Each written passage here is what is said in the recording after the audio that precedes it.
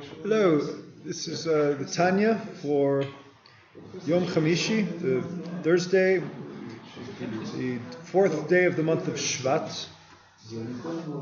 Fourth day of Shevat, the year 5776, and it's the 17th chapter of Likutei Amarim Tanya. It says, "V'zeh yuvan ma shekatuv ki karov elecha davar ma'od b'ficha v'levavcha la'asotohu."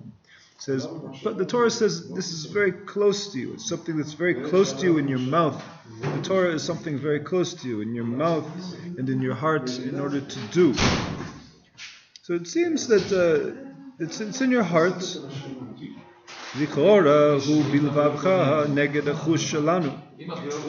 it seems if it's in our hearts, then it's something natural that's sensed in the felt in the heart.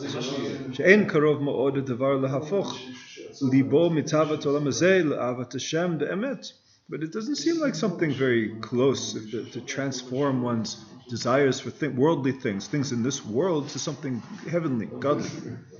The desire for God, the true desire for God. How could one transform? How could this be close? These things seem antithetical.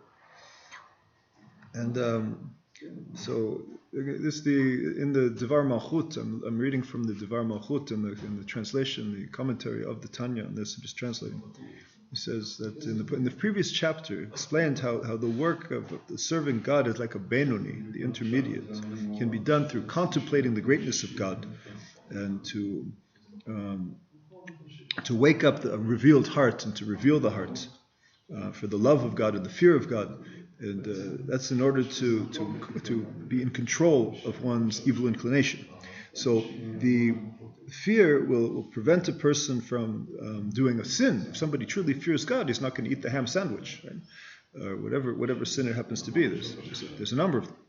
So and the love will bring a person to learn Torah and to do the commandments, the positive commandments, like reading from the Sefer Torah twice a week, 3 times a week, going to the shul, the public reading, and doing things, and the active commandments, putting on tefillin, and these are all loving one's fellow man. These are all active commandments, things we do. So fear prevents a person from sin, and love inspires a person to do things for God. So, but this is how do we get this? We get this through one thing. The catchword is hitbonanut. Hitbonanut, or in Yiddish hisbonanus, is it's roughly translated meditation, deep contemplation. But it comes from the language of building. We're building a construct in our minds we're building the concept in this intense clarity and the power of the soul of the mind, vivifying it, making it alive in our minds to feel it. So the deep meditation, contemplation of the greatness of God and the unity of God and so forth. So this love and this fear, it should all be revealed in the heart. Again, the heart is not necessarily feeling, but it's also intellect. They should be revealed in the intellect. But rather it's usually we want it to be felt in the heart, but it's usually and I guess here I think the Tanya is talking about the heart as feeling, as opposed to the ancient understanding where heart had to do with thought. But I think here it seems like he's talking about feeling, because he says, at least in the commentary, it says that it's not just, there's one thing when it's in the heart and you feel it, and there's another thing when it's just hidden in the brain. You know it is a general concept. That's what we're talking about, the hidden love. The hidden love of God is when it's only intellectual. I know it's true, but I don't feel it. But when it's in a revealed heart, that's the goal, is to bring the understanding down into the heart to actually feel. We want to feel. Knowing is good, but it's not enough. It's not just to know; it's to feel. So then, with strength, to hold on to it in the level of the Beynoni, and we can reach that level. Every Jew has the potential to be a Beynoni. And then we can raise up the Torah mitzvahs above, and it's as if a person learns Torah and fulfilled the mitzvahs with great love. If it's clear enough in his mind, it's as if he felt it in his heart. And if it's clear in his mind, he will He has the ability to feel it from his heart. Our goal is to feel. So what did he mean in the Tanya? We said earlier that it seems that if it's in your heart, it's like it's something that we feel. But it's in our mouth, it's not so much. When you say something, it's lip service. You say a person could say something, like a kid in class, he says the right answer, but he doesn't thinking about something else. It doesn't matter to him so much. But when it's in the heart, that's something else. When you get it, you feel it, and it's real.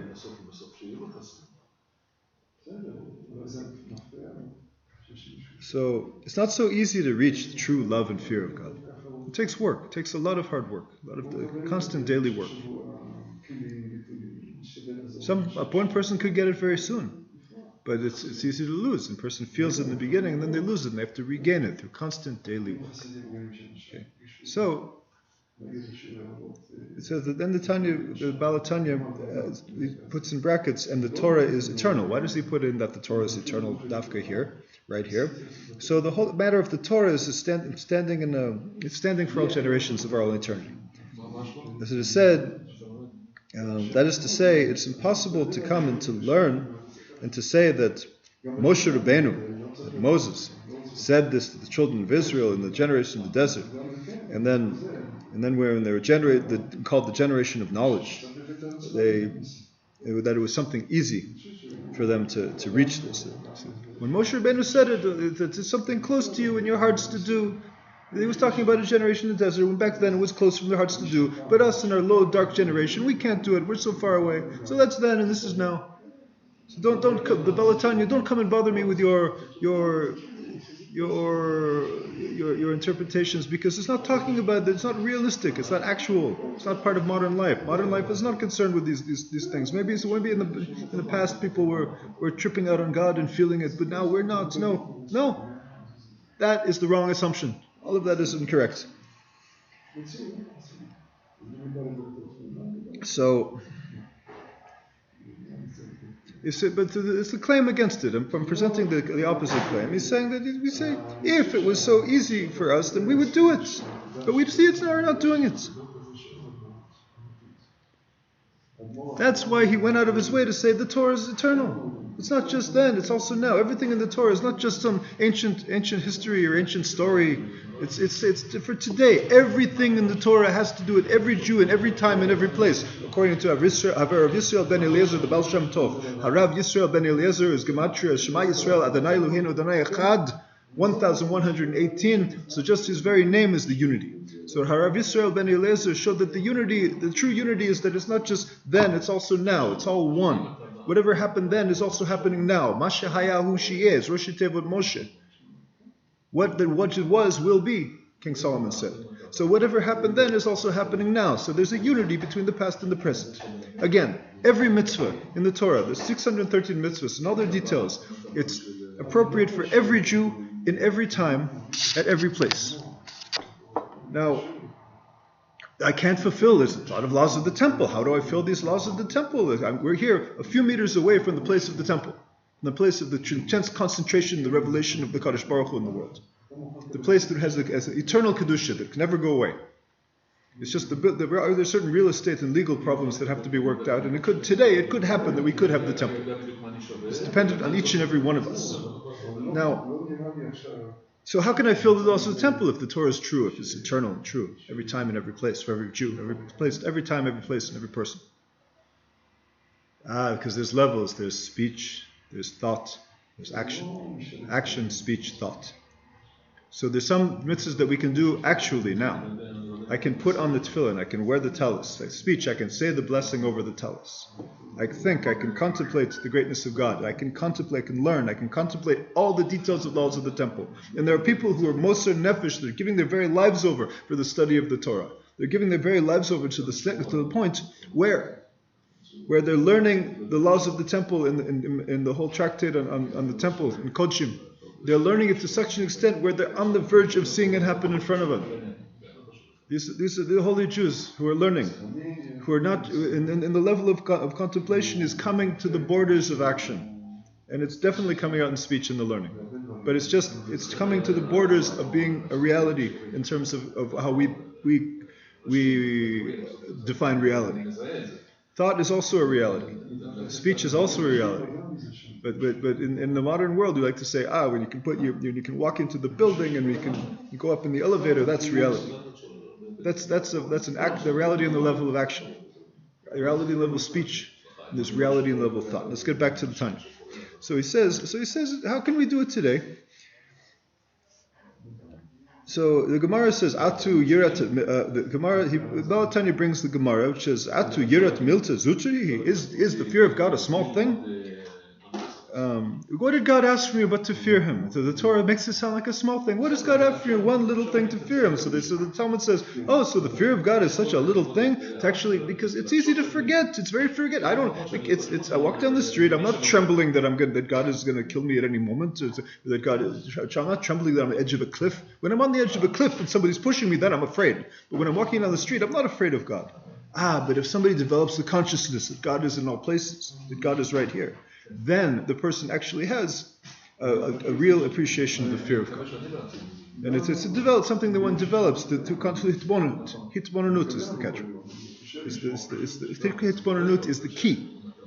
The key to Chabad Hasidus. I don't think it is possible of somebody calling himself a Hasid of Chabad without actually practically doing the Hisbonenus on a regular basis. It's taking everything he's learning, everything that's happening, and before the Kriyat Shema saying, how does this express the unity of God? Before the Amidah, how I'm going to stand before my Maker. Who am I standing before? And what everything that I've learned, all of my Torah learning, and all of the things that are happening in my life, how is that going to come to the place that makes me feel the fear and the love of God to stand before Him and speak to Him? And so one pauses and just thinks, just contemplates. You do it once a week for a minute, 60 seconds before the Kriyat Shema, before standing the Amidah, or sometimes you could also do it before the whole davening. Take a half an hour before davening and just think, just contemplate the greatness of God. Contemplate your limud and how it contributes. Everything you learn expresses God's wonders. That's Hitbonenut. So what is fear of God such a small thing? It's a difficult thing to achieve, to do this. But the Torah says for Moshe Rabbeinu it was a small thing. Moshe Rabbeinu, so he had come to, and so what does that have to do here? Gam amru razal tzadikim dafka lehem libam birshutam. So on one hand it says that the fear of God is a small thing for Moshe. And so the fear, Alter Rebbe says something very interesting here. He says the fear of God is a small thing for Moshe, and all the more so the love of God is a small thing for Moshe. And they explain this in Bli Neder will explain this in a few minutes. So then the rabbis go on to say in the Talmud that the tzaddikim dafka libam birshutam. With the tzaddikim, they're in possession of their hearts.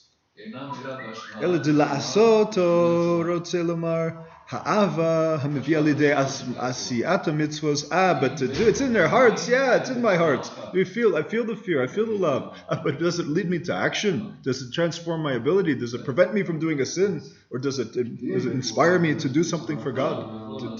When we show our love by actions and words. Right?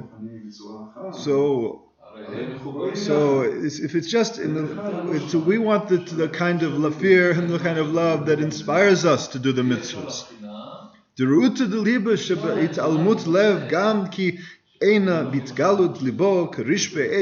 That if it's in the desires of the heart, even though it's not in action, it should be on fire with love, on fire, the flames of fire of love for the Holy One, blessed be He, could be burning in a person's heart, and he doesn't have to show anybody. He could be completely cool on the outside. He's standing at a bus stop, totally bored, looking bored out of his skull on the outside, but inside, burning with the love of God, trembling with the fear of God, and nobody needs to know about it.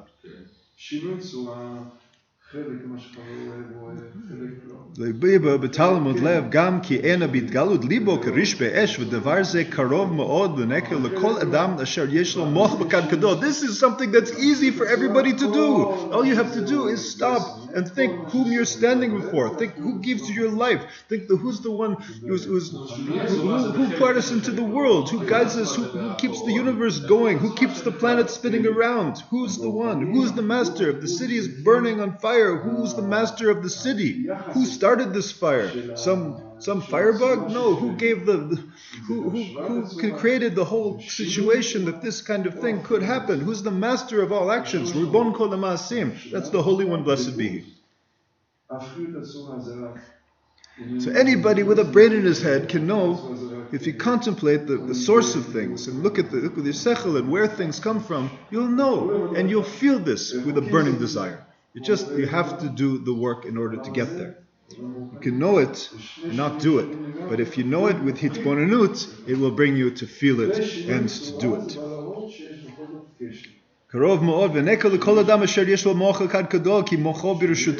Why is it easy for anybody with a brain in his head? Because there's a person who's in possession of his brain, who does exercises with his brain to control his thought and direct his thoughts in certain directions. Somebody who has his desire to direct their thoughts in certain directions will. It's not the hardest service of God is the service of the brain, the service of thought. But it's possible. Just the way I can train my hands to do this, go this way or that way, I can train my thoughts to go this way or this way. To be in control of one's mind is Chassid Chabad. That's what the Tanya comes to teach us, to be in control of our minds through the hitbonenut. Deep contemplation of the Holy One, blessed be He, and His Torah. יתבונן בו ככל אשר יחפוץ, וכשיתבונן בו בגדלות אינסוף ברוך הוא, ממילא יוליד במוחו על כל פנים האהבה להשם. He says, the Tanya says, when you do hitbonenut of the greatness of the endless, may He be blessed, then it'll fall as a matter of course that he will give birth in his brain to the love of God and to cleave to Him with intense unity and the kiyum mitzvotav v'toroto and the fulfillment of the Torah and His mitzvot. God bless.